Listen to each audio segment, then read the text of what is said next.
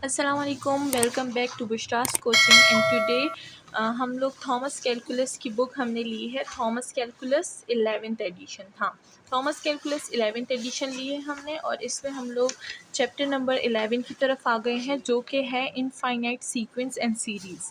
तो इस चैप्टर में हम क्या क्या पढ़ेंगे वो हाइलाइट्स मैं आपको बता देती हूँ। तो सबसे पहले हम लोग इसमें इनफाइनाइट सीक्वेंस एंड सीरीज़ पढ़ेंगे कि वो क्या होती है, और इनफाइनाइट सीक्वेंस को किस तरह सॉल्व करते हैं और इनफाइनाइट सीरीज़ को किस तरह सॉल्व करते हैं, हम उसके बारे में पढ़ेंगे। जिसमें हमारे पास कन्वर्जेंस आती है, डाइवर्जेंस आती है, और उसमें जो अलग अलग रूल्स हम लोग अप्लाई करते हैं तो वो कौन कौन से रूल्स हैं, तो वन बाय वन हम इन सब के बारे में बात करेंगे। तो सबसे पहले हमारे पास आती है इनफाइनाइट सीक्वेंस। तो जो चैप्टर का नाम है तो उसका क्या मतलब है, हम लोग सबसे पहले ये पढ़ेंगे। तो यहाँ पर डेफिनेशंस पहले से बुक में लिखी हुई हैं, इसलिए मैंने मेंशन नहीं करी, मैंने बुक ले ली। तो यहाँ पर है, an infinite sequence of a number is a function whose domain is the set of positive integer. तो यहाँ पर हमें साफ बताया गया है कि इनफाइनाइट सीक्वेंस हमारे पास क्या होते हैं, एक पॉजिटिव नंबर्स की सीक्वेंस होती है जिसमें हमारे पास हमेशा पॉजिटिव नंबर्स आएंगे। यहाँ पर नीचे हमें एग्जांपल भी दी गई है इसकी। देखिए यहाँ पर 2, 4, 6, 8 अप टू 2n। तो यहाँ पर जो n है ये अप्रोच कर रहा है इनफाइनाइट को। तो देखिए ये आप देख सकते हैं यहाँ पर पूरे नंबर पॉजिटिव है, तो पॉजिटिव है, इनफाइनाइट है, तो ये क्या हो गया, इनफाइनाइट सीक्वेंस हो गया। तो ये तो हमें इनफाइनाइट सीक्वेंस के बारे में पता चल गया। पर काफ़ी दफ़ा लोगों को थोड़ी सी कन्फ्यूजन होती है कि सीक्वेंस और सीरीज़ में फ़र्क क्या है। तो भाई सीक्वेंस और सीरीज़ में क्या फ़र्क है ये भी मैं अभी आपको बताऊंगी। यहाँ पर मैंने कुछ डेफिनेशन लिखी हुई है ताकि आपको थोड़ा सा देखने में भी याद रहे। तो सीक्वेंस हमारे पास क्या होता है, सीक्वेंस हमारे पास arrangement of numbers in a particular order होता है। नंबर्स को, कुछ नंबर्स आप ले लें और उसको अरेंज कर लें इन अ पार्टिकुलर ऑर्डर में, ठीक है ना, तो उसको हम लोग सीक्वेंस कहते हैं। देखिए यहाँ पर सबसे पहले हमें एक एग्जांपल दी गई है सीक्वेंस की। देखिए 1/2 + 1/4 + 1/8 + 1/16 इज इक्वल टू 1। तो ये जो हमारे पास ऑर्डर है ये हमारे पास एक पर्टिकुलर ऑर्डर है, और जब भी हमारे पास पर्टिकुलर ऑर्डर होता है नंबर्स का तो उसे हम लोग सीक्वेंस कहते हैं।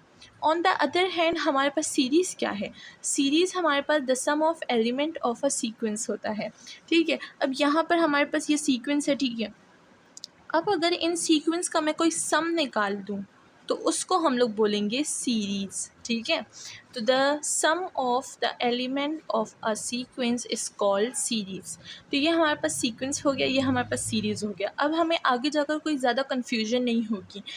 अच्छा, सीरीज़ को और सीक्वेंस को डिनोट किससे करते हैं, तो हमारे पास जो सीक्वेंस है उसे हम लोग AN से डिनोट करते हैं, और जो सीरीज़ है उसे हम लोग समेशन से डिनोट करते हैं। ऑब्वियसली यहाँ पर हमारे पास कुछ नंबर्स होंगे जैसे n is equal to I, सही है। तो ये हमारे पास सीक्वेंस और सीरीज़ का डिफरेंस हो गया।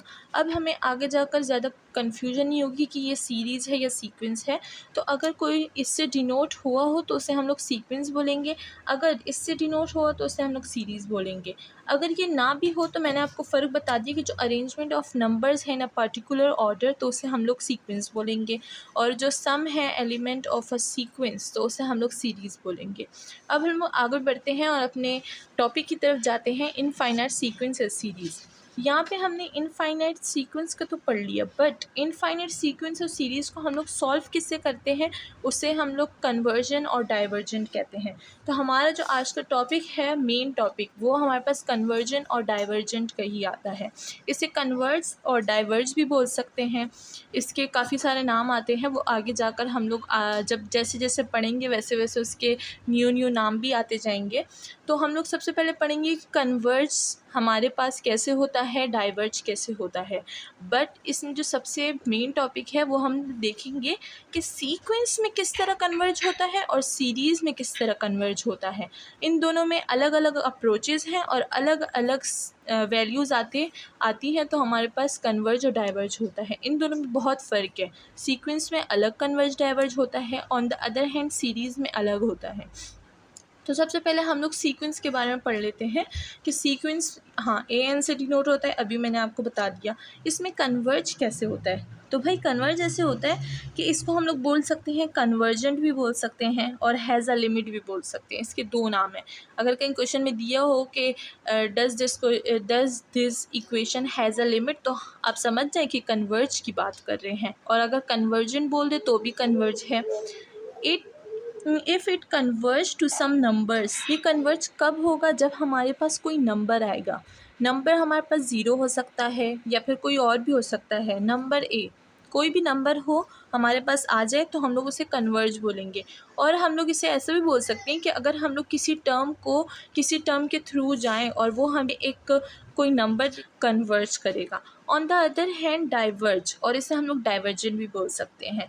If it does not converge to any number, अगर ये हमारे पास कोई भी नंबर नहीं देगा तो उसे हम लोग डाइवर्जेंट बोलेंगे या फिर डाइवर्ज बोलेंगे कि द गिवन इक्वेशन डाइवर्ज या the given sequence is diverge. Okay, तो ये हमारे पास सीक्वेंस में कन्वर्ज और डाइवर्ज हो गया। अब हम लोग अपने सीरीज़ की तरफ चलते हैं कि सीरीज़ में किस तरह कन्वर्ज और डाइवर्ज होता है।